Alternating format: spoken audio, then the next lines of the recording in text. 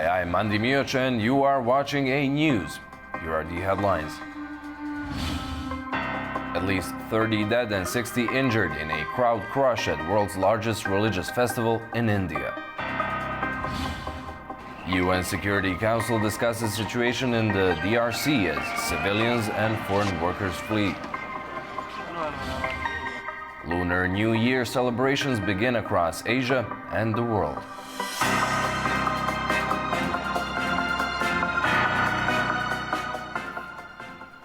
Thank you for tuning in. At least 30 people have been killed and 60 injured in a crowd crush at the Kumbh Mela festival in India as millions of Hindu devotees gathered for a ritual bath at the confluence of three sacred rivers.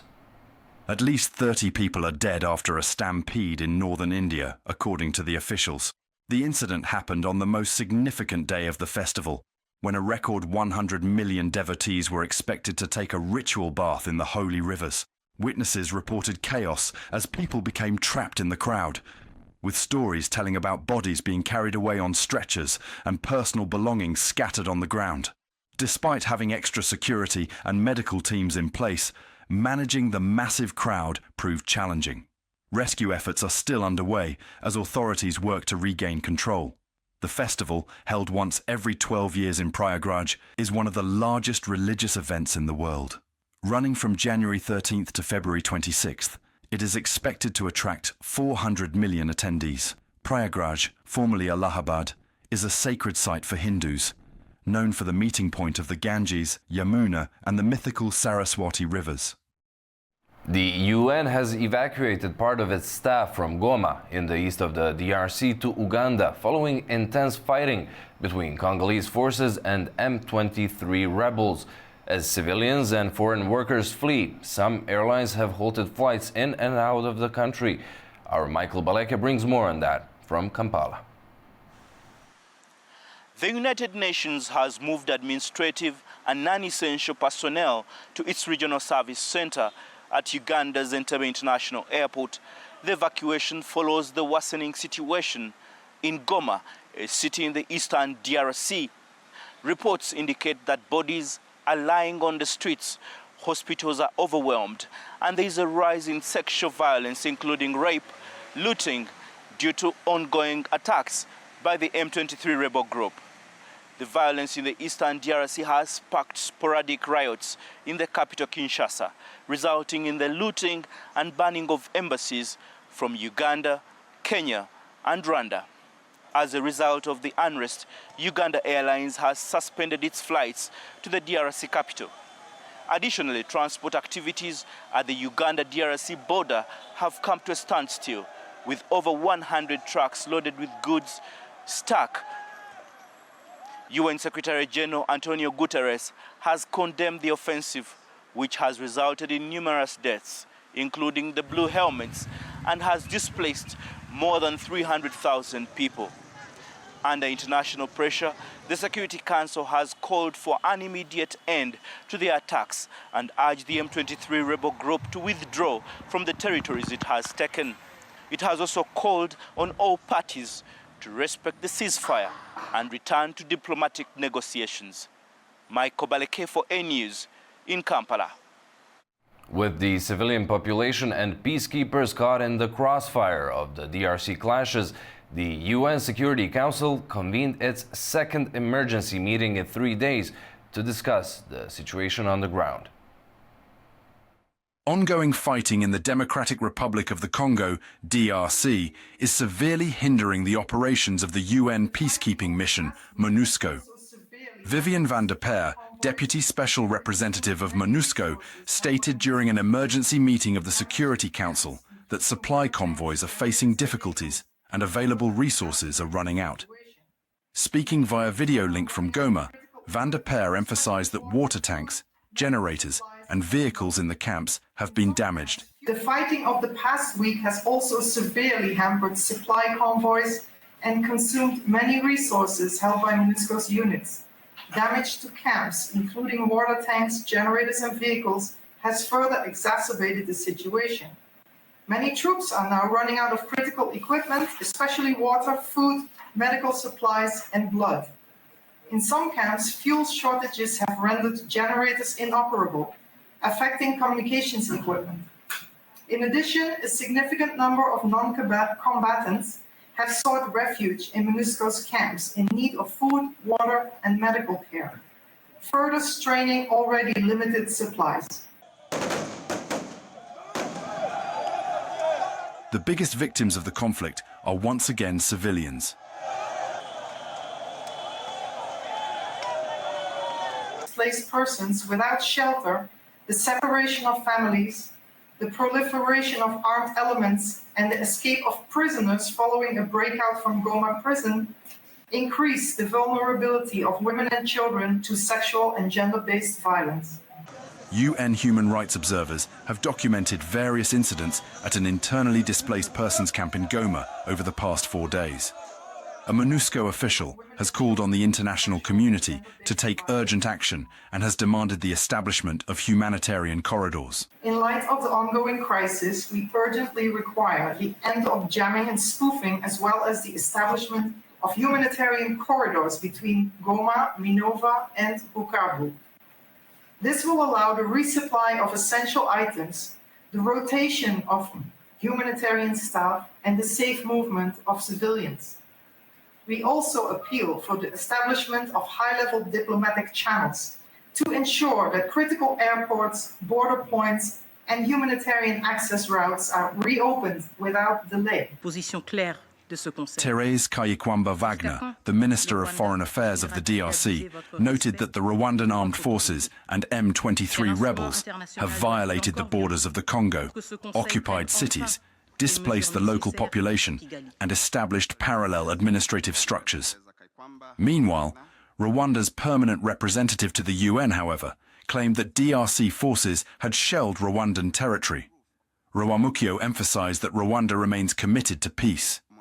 As the fighting continues, humanitarian situation in the DRC has reached a critical level. Thousands have already fled in the face of fighting in eastern Congo, including soldiers. The Economic Community of West Africa states announced the formal exit of junta-led Mali, Burkina Faso, and Niger from the bloc following their withdrawal last year. The 3 states announced their withdrawal from the 15-member bloc last January after ECOWAS demanded a restoration of democratic rule in Niger following a military coup in 2023. Instead, the 3 breakaway states formed the Alliance of Sahel States, an alternate bloc, and launched their own biometric passports. ECOWAS said the remaining members agreed to still recognize national passports and identity documents bearing the bloc's logo and to continue trade under the existing regional agreement. Syria's Finance Minister Mohamed Abazeed met with European Union officials in Damascus for talks on potential sanctions relief. The meeting comes just days after the EU's foreign ministers agreed on a roadmap to ease sanctions on Syria. Syrian Finance Minister Mohamed Abazeed met with European Union officials. The meeting was the first between the two sides since Islamist rebels ousted Assad's government. Abazeed met with EU officials, including Germany's envoy Björn Geherman, just days after the EU revealed a plan to ease sanctions on Syria. The EU has imposed sanctions on Syria, targeting sectors like oil exports and financial access. Geherman said the EU is working to restore its diplomatic presence in Syria after 13 years, with decisions on sanctions relief expected soon. The discussions focused on Syria's budget, financial regulations, and priorities for sanctions relief, with the EU aiming to support recovery and encourage inclusive policies while maintaining leverage. It was a first discussion about, the general situation, and I think what we heard so far is encouraging. We need to, I think, delve into the details of each of the issues and try to understand better what is happening and where the needs are and where we can support. But I think we are on a good track in this respect. This is all in the face of recent fleeing of Bashar al-Assad, who left the country after leading it for 24 years. Rebels took the country as Assad fled, ending the years-old crisis and bringing peace to the country. Serbia's President Aleksandar Vučić has said that it will be clear in about 10 days whether a new prime minister designate will be named by the ruling coalition or the country will hold snap elections following the resignation of Prime Minister Miloš Vučević. Serbia can face new elections if a new government is not formed within 30 days, says country's president Aleksandar Vučić. His remarks come after Prime Minister Miloš Vučević resigned in response to the growing protests. Vučić also claims the stability of the country is under threat now. Our stability is jeopardized, our civil tranquility is threatened, and many other things are endangered. Some people perpetrate violence daily in every possible way. Illicit conduct is endorsed here in every conceivable manner. It is seen as normal. It is considered commonplace. Vučic's warning is rooted in the mounting pressure from demonstrators, who have called for full accountability following the tragedy in Novi Sad last November. While Vučević's resignation was seen as a concession to the angry public, demonstrators have remained unsatisfied. Resignations are not a solution, of course. They can resign, but we all know that these demands have not been met. Nothing will change until someone is held accountable. Protesters argue that the government's response, including the release of key documents and the promise of investigations, is insufficient. In fact, protests have grown larger, with new blockades and demonstrations in cities like Belgrade. Everyone should be held accountable. Everyone who was there to guard, and those who sent them to guard, and everyone, in turn, who decided that it should be guarded like that. To attack passers-by, to attack people, everyone should answer. Even the most responsible of them should be held accountable. None of them should be free. The public outcry was sparked by the tragic incident in Novi Sad, where the collapse of a large concrete canopy at the train station killed 15 people and injured others. The ceasefire between Israel and Hamas is holding, with hundreds of thousands of displaced Palestinians returning to their homes. The next prisoners and hostages swap is expected tomorrow. Sarah Coates brings more from Tel Aviv. According to the United Nations, more than 370,000 Palestinians have now made their way to northern Gaza, back to their homes, or what is left of them, with people on the ground describing what they're seeing as a shock. They say that northern Gaza has become a wasteland. Now, it comes as vital humanitarian aid continues to flow into the Gaza Strip amid a lot of concern from these aid agencies over a looming Israeli ban on the UN Palestinian Refugee Agency, UNRWA, which is set to come into effect on Thursday, with a lot of concern over which mechanism may actually be in place to actually get this aid to people who so desperately need it. Now, also on Thursday, 3 Israeli hostages are expected to be released from captivity in Gaza in exchange for more than 100 Palestinian security prisoners, amid reports that those convicted of more serious crimes will be taken in by Turkey and Qatar. Sarah Coates for A News in Tel Aviv. As thousands of Palestinians make their way back to what is left of their homes in the north of the Gaza Strip, they are faced with the overwhelming level of destruction. The return of displaced Palestinians to northern Gaza resumed following a ceasefire between Israel and Hamas. But for many, home is now nothing more than rubble. Kamis Amara walks through the ruins of what was once his home, struggling to process the overwhelming loss. The relief of survival quickly fades in the face of destruction. Buried under the debris alongside his father and brother, Amara is the sole survivor. The tragic reality weighs heavily, knowing he alone made it out. I was under the rubble with my father and brother, just as they still are. But I made it out. What do you want to ask about Gaza's situation? It's tragic. As families return to their homes, he feels the crushing weight of loss, even as he reunites with surviving loved ones.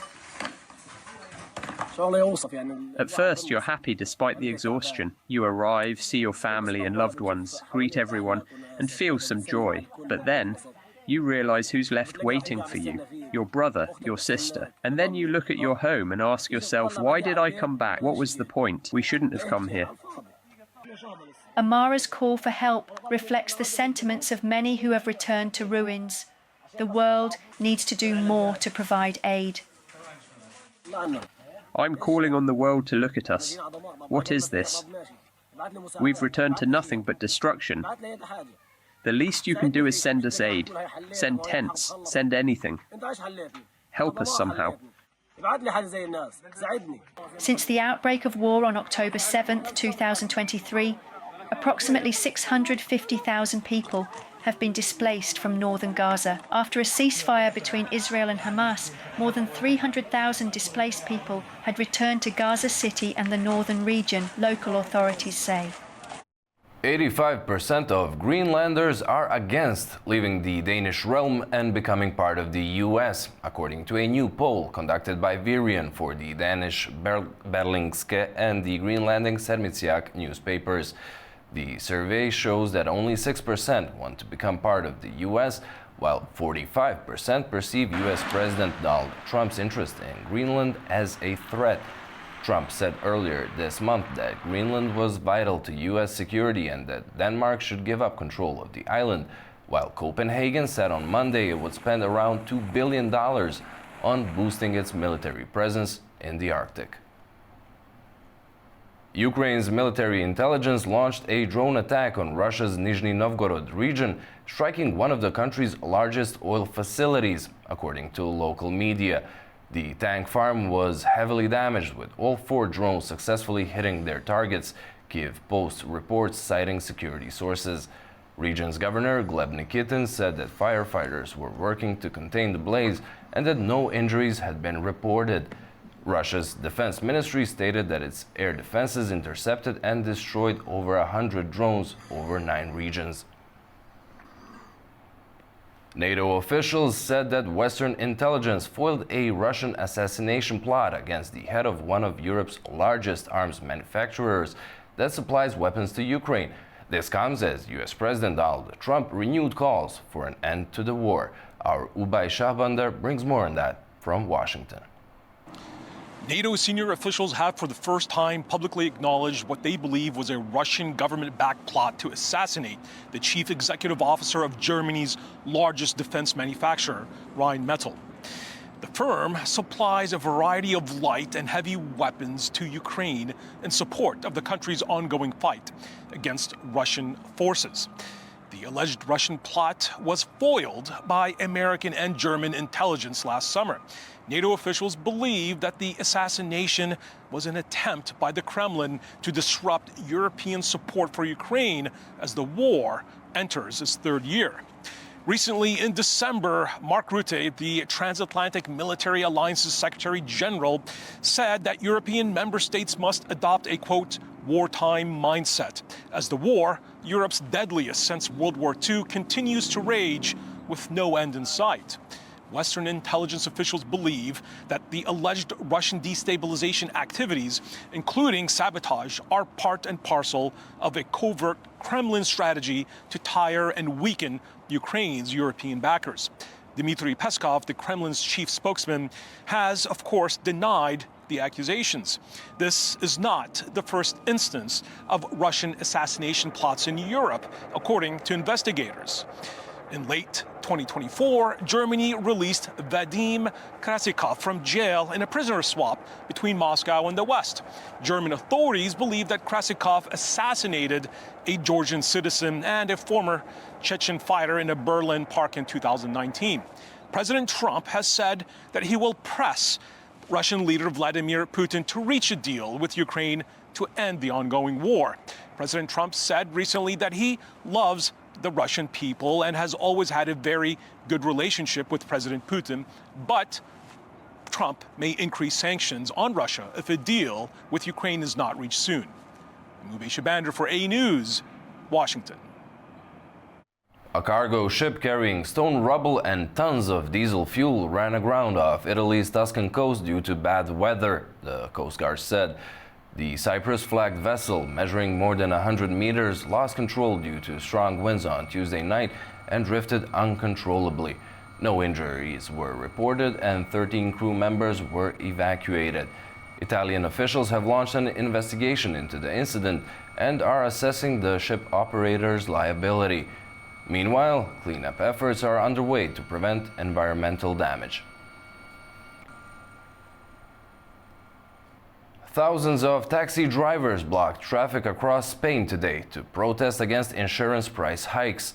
Long lines of white taxis took over the whole of the Castellana Avenue in Madrid, forcing other drivers to divert. Taxi drivers say that high accident rates of ride-sharing companies like Uber are the reason insurance premiums have risen by 300% in the last 3 years. I've come here because of the abuse of insurance policies. Suddenly, the price of insurance went up by 300 or 200% more. Personally, I have a hike of 30%, but we have colleagues that are paying up to 6,000 or 7,000 euros. In terms of everything that has been happening in the taxi sector lately and the mandatory issue, we have the public liability insurance, which all public service have to pay, and the taxi sector is also paying for the consequences of the high accident rate of other kinds of vehicles, such as the ride-sharing companies. The Middle Corridor is the most reliable, swift and cost-effective trade route connecting Asia and Europe, and Turkey, Azerbaijan and Uzbekistan are at the heart of that route. Turkish Foreign Minister Hakan Fidan said at the trilateral meeting of the country's ministers in Ankara. Following the second meeting in that format, Fidan said talks focused on infrastructure projects and joint activities related to the Middle Corridor. A declaration was signed with outlined steps that are to be taken in the areas of trade, investment, logistics, and transit transportation. Municipal elections were held today in Azerbaijan. Polls closed at 7 p.m. local time and ballot counting is underway. The elections took place at 5,846 polling stations across 118 constituencies. In the interest of transparencies, webcams were installed at 8,000 locations. A total of 16,092 candidates competed for 8,071 municipal seats. Nearly 6 million citizens were eligible to vote. Chinese e-commerce giant Alibaba released a new artificial intelligence model, claiming it outperforms its rival DeepSeek. Alibaba claims its new AI model, Huan 2.5 Max, is even more impressive than that of DeepSeek, putting pressure on its domestic and overseas rivals. The announcement comes after Chinese AI startup DeepSeek rattled the markets on Monday, causing U.S. tech shares to plunge. The sell-off came following DeepSeek's claims that its AI is more cost-effective and performs better than leading U.S. models from OpenAI and Meta. Over in the UK, a startup has created an animal-free cheese that they claim is just as good as milk-based cheese. They hope to cater for a rising demand for plant-based dairy and help reduce environmental impact of cheese production. A startup in the UK is hoping its cheese can move away from a reliance on cows while being healthier for consumers and better for the planet. Better Dairy, based in East London, says its animal-free alternative to cheese tastes just as good, but has a lower environmental impact, needing no cattle which produce methane, a greenhouse gas about 25 times more potent at trapping radiation than CO2. I'm sure most people know this already, but dairy is quite inefficient and unsustainable to produce. In terms of CO2 emissions, land use, water use, it also takes a whopping $45 billion in global subsidies just to prop up the market globally. Animal milk just isn't as optimal for human consumption. It has a lot of antibiotics, bringing up antibiotic resistance. It has a lot of missing things for human nutrition. And if you think about it, it shouldn't be a surprise. Nature has optimized dairy for animals. Animal milk has been optimized for baby animals. The trick to producing animal-free cheese is done using a technology called precision fermentation. This produces casein, which is a key milk protein that gives cheese its characteristic taste, texture, and melt. So what we're doing is producing an essential cheese protein called casein using precision fermentation, and that cheese protein is grown just like you would make beer, that you're drinking in the pub. But what we do is purify that casein and then add it to a variety of other flavor components that are natural, and then use that to essentially create a cheese product that is undifferentiated from the cheese that you enjoy every day with a nice slice of bread. So. Currently, Beta Dairy is producing casein at a lab scale. The company plans to increase production capacity and expects it to be approved by 2028, promising a step towards a greener future. As much as 40% of global methane emissions may come from agriculture, and nearly 3/4 of that number from livestock and dairy, with enteric methane from cow burps and their manure the biggest source. That's according to the International Energy Agency and Food and Agriculture Organization. Celebrations of the Lunar New Year have begun across Asia and Asian communities all around the world. 15 days of festivities will be filled with delicious food, cherished traditions, and prayers for good fortune in the year ahead. Millions of people across East and Southeast Asia are beginning their celebrations of Lunar New Year. The vibrant holiday is a time for families to reunite, enjoy over 2 weeks of festivities, visit temples, and pray for health, happiness, and success. Each country celebrates the holiday in its own unique way, rooted in deep traditions. In China, Lunar New Year, or Spring Festival, is an official holiday, celebrated by over 1.4 billion people. It marks the beginning of the new year in the lunar calendar and is steeped in customs like lighting incense and fireworks to ward off evil spirits. Lunar New Year is not only celebrated in China, but in many other Asian countries and is embraced by their communities worldwide. First of all, Spring Festival is a very important festival for Chinese people. During this festival, the whole family can reunite and everyone can gather together. For Chinese people, this is a very happy moment, and everyone can gather together with all the relatives and friends. Chinese people attach great importance to this festival. Similarly, in Taiwan, Lunar New Year is also an official holiday. The island nation celebrates with unique customs, such as decorations of flower and fruits to symbolize prosperity, health, and good fortune. Oranges, in particular, are widely exchanged as a symbol of wealth. A special tradition in Taiwan involves throwing coins into wells or ponds, a gesture believed to bring good luck and blessings for the year ahead. Moving to Bangkok, the capital of Thailand, Lunar New Year is celebrated by the large Thai Chinese community, particularly in Chinatown. While not an official holiday, it's a festive occasion marked by family gatherings, lion dances, and the giving of red envelopes. While many customs are similar to those in China, Thailand's celebration has a distinct blend of local Thai Chinese influences.